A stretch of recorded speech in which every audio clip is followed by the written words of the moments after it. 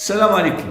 العلامات اللي كيعلموا السائق بأنه عنده حق الأسبقية أو أولوية المرور هما: العلامة 1 الجواب 1، العلامة 2 الجواب 2، العلامة 3 الجواب 3، العلامة 4 الجواب 4. هذه العلامة ديال طريق ذات أولوية مرور كتعلم السائق بأنه عنده حق الأسبقية أو المرور في جميع الملتقيات أو التقاصات اللي غادي يوجدهم في الطريق اللي غادي فيها.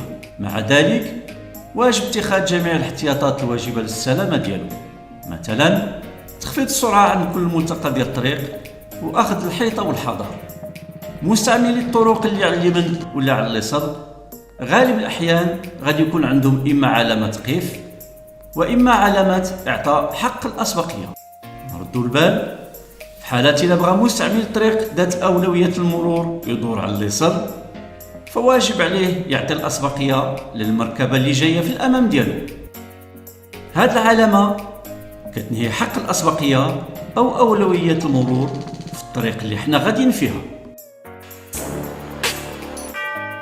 العلامة 2 كتعلم السائق بأنه عنده حق الأسبقية غير بالنسبة لملتقى الطريق الأول اللي في الاتجاه ديالو.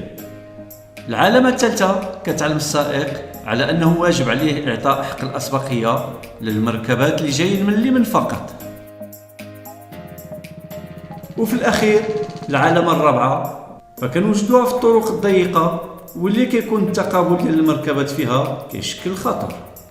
هذه العلامة كتحدد أولوية المرور للسائق اللي في اتجاه السهم الأبيض.